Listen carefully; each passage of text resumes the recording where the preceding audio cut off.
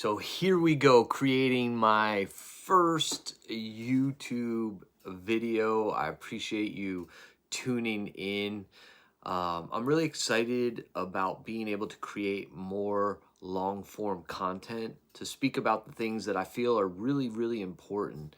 And so I wanted to create this video as an introduction to what this page will be about and how I will present information here. This page's main focus will be how do we address the human condition or the things that are keeping humanity or human individuals from thriving and living in their full, authentic, vibrant essence. And the reason why I'm so passionate about this is you can see this video right here, or I should say this picture right here. This is me, June 7th of 2015. The last time I was arrested, that was me in full-blown intravenous addiction and just complete destruction inwardly. You know, and the reality is that it's been a journey from that point to this point. That's been just over 10 years, a few months over 10 years. I have been on a journey since I got out of being incarcerated in late 2016 to rediscover my health, to rediscover my essence. And honestly, the path has been a lot of ups and downs, right? A lot of trial and error. And one of the reasons why I just wrote my ebook that you can get in the link below, which is Awakening the Phoenix Within, right? It is about my journey of returning back to my divinity, returning back to my vibrancy, my wholeness, and really just, you know, beginning to live life vibrantly again. And the truth is that over the last 10 years, there's been a lot of failure in that process, because in 2017, when I started going through my healing journey, my spiritual awakening, there wasn't a lot of people talking about these things, excuse me, on social media. I mean, social media was becoming a thing, but it wasn't what it is now. And, you know, I had to do a lot of my own research and independent kind of study of myself.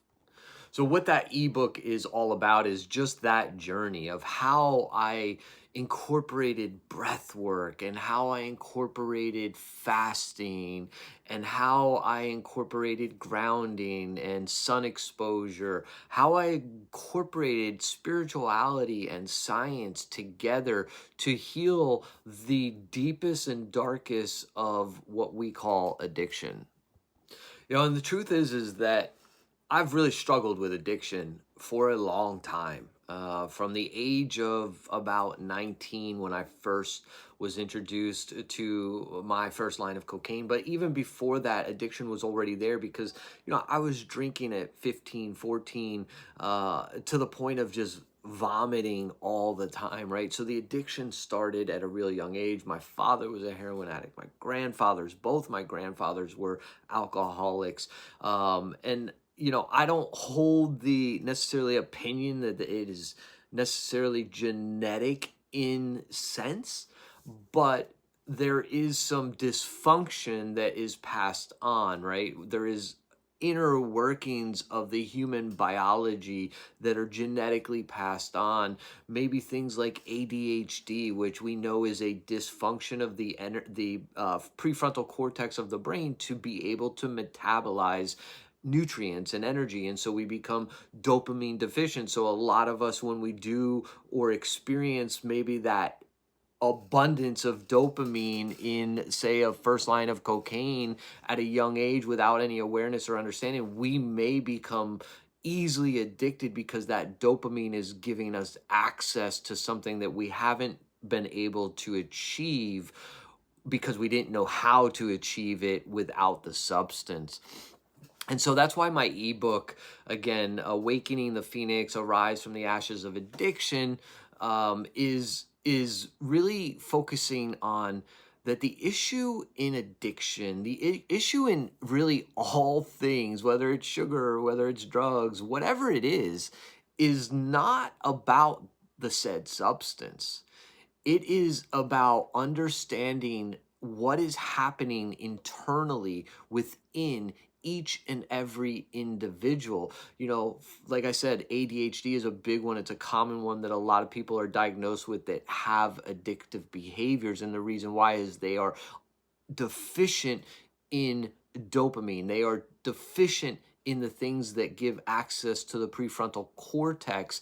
And undiagnosed and not understanding how to optimize the brain's ability to metabolize nutrients, to operate at a high function in the executive function of the prefrontal cortex. Most people don't understand this. And that's why I wrote the book and really gave tools of how people can heal from the thing we call addiction. One of the things that concerns me in the addiction community, rehab, state-run programs, court drug programs, AA, NA, is that there is such a focus on sobriety. There is such a focus on clean time. And these things ultimately do not actually help an individual heal. As a matter of fact, clean time and sobriety focus can actually be a setup for failure, because it sets these false expectations and it sets a standard that clean time and sobriety is the important thing, when ultimately healing, health, wellness, transformation, becoming the best version of yourself is ultimately the goal. Healing said symptom, like addiction, is a process and a journey. It is no different than resetting a bone, healing cancer, right? These are all symptoms of things that happen internally. And it's the same when it comes to addiction. Addiction is a cellular metabolic dysfunction, nervous system dysfunction within the inner body. So if we can heal those things, if we can allow the signals to communicate at a higher pace within, or a more efficient pace within, so that our endocrine system, so that our hormone system, so that our nervous system, so that our brain, so that our cellular function and our mitochondria are operating at a functional rate, at a normal communication rate, then we can actually heal the things that are causing addiction. Because again, addiction is a dysfunction of something that is happening internally. That's why a lot of people, maybe people that have maybe done substances, but they don't go down the path that I went, where it's homeless, intravenous, prison, people I was around dying from overdoses. Not everybody goes down that path. Some people will do a line of cocaine, they'll go home and they'll live a normal life, or they'll experiment and they'll still live a normal life, and they won't have the same repercussions and outlying outcomes from their use. And the reason why is because they might not have the same dysfunction internally, or the trauma that they're holding at a cellular level may just show up differently. They may have the ability to have more discipline. There's so many things that are happening in that individual's life. But again, addiction is not a root cause. Addiction is a symptom to a root cause. And if we heal the root cause, then you are no longer an addict. And so you don't have to receive addiction as a lifelong sentence, right? It is not about the substance. As a matter of fact, most addicts are perpetuating addiction in their life because of their relationship to the substance. Relationship to substances is no different than relationships to people. You have a belief system that you've been told by society that because you're doing the substance, you are inherently bad. You are an addict because you are doing a substance. That is incorrect information. You are an addict because you are sick. I use that word loosely, but you have dysfunction at a cellular level within your body. Metabolic dysfunction, mitochondria dysfunction, which is creating nervous system dysfunction. You most likely experienced trauma. You had trauma to the mitochondria.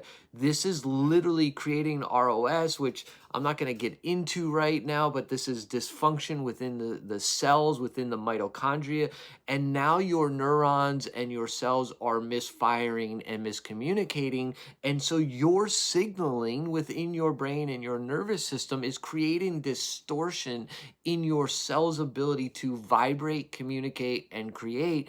And so it brings you into lower frequency, lower energy, which is depression, anxiety, and this and that. And you reuse because you're trying to lift your cells through a shortcut out of the low frequency vibration because of the dysfunction to the cells. So if we will address the dysfunction happening within the cells, we will actually allow people to heal addiction because we can then help them with neuroplasticity, rewiring connections, and help the inner world transform so that the external world transforms. So again, this is an introduction, a short video, just to kind of give you a caveat about the things that I want to talk about on this page, opening discussion, opening conversation. I am open to receive from you. I want to hear your stories. I want to have people come on here and talk with me. I want to be a part of the solution. I don't believe that there is one way to heal addiction, but I do believe that things like NA and AA are hurting people. I do believe that the rehab facilities that are state run, that are, they're not functioning well. I do believe that the small amount of rehabs that are helping people understand the somatics and the cellular level of I don't like to use the word disease, of the dysfunction, are expensive for most people to get into. And so I want to open the conversation to so many and just really start to talk about how do we heal, right? How do we heal this thing we call addiction? And listen, this doesn't matter if you're using H or you're addicted to sugar. Most of Americans are walking around in metabolic dysfunction or cellular dysfunction, which starts at the mitochondria level, which starts from trauma to the cells, to the nervous system, right? So when we heal those things, we bring change to the ability for you, who is the consciousness of the cell activity, to interpret the signal differently. It's just like you're a radio station. We need to rewire and put you onto the right radio station so that you can receive the inner world information and you can be the observer and the one that, is taking on the signals of your cells and your neurons and in an effective, efficient, healthy way so that you can return back to your vibrant, energetic, little, young woman, man, and become the best version of yourself and not be afraid of substance, not be afraid of, oh my God, if I ever use again, not be afraid of substances as a whole. It's really important. So thank you for spending this, short time with me. I'd love for the follow. I mean, I have no followers. I'd love for you to follow, leave a comment. Get my ebook. If you know someone that's been through addiction, that it's, been to rehabs, AA is not working, whatever, this is an amazing book for them. It's an amazing book for people that are struggling with any form of dysfunction in their life, relationships, maybe they're unhealthy, maybe they need to lose weight. I talk about the practices and the things that will allow you to regain your life. And ultimately, it's really important. And one of the reasons why I hate how the community of addiction focuses on clean time is that this is a process. It's a journey, right? You could do a whole year of doing really well and have a moment where you maybe go back to some of your old patterns. That doesn't mean that you have messed up. That doesn't mean that you are a failure. It doesn't mean that you have to start over. It doesn't mean that you lost the year of all the things that you were doing. It just simply means that, a pattern, a signal, a thing in your life, a way that you process things was a moment that maybe didn't serve you, and that's okay. It's like, if you eat the donut the one day and you haven't eaten donuts for 7 days, you have a decision in that moment. Okay, do I just keep eating the donuts, and keep going, or do I just, okay, I had that one, enjoy that, and then move on and get back on the bike and keep going. And that's why I think, focusing on clean time and sobriety time and all that sets people up for failure. But again, ebook is in the link below. Please follow, please share. Let's help people not just get sober, because sobriety is not the goal. My grandfather was sober for the last 20 years of his life and went to 3 to 5 meetings a day, but he smoked a pack of Marlboro Reds a day. He only, he drank 20 cups of coffee. His relationships were broken. He died a lonely man, and he died from lung cancer from smoking 3 packs of Marlboro Reds a day or whatever it was. AA kept him sober but never helped him heal, right? Because he never understood. Nobody talked about metabolic health, cellular health, nervous system health, somatics. These are the things that are going to help people truly break the chains of addiction and truly heal. And again, not just addiction, but obesity, so food issues, corn issues. When I say corn, I mean the thing that people watch for free, on, on this, that is destroying marriages. Yeah, there's just so much that we can address, really everything.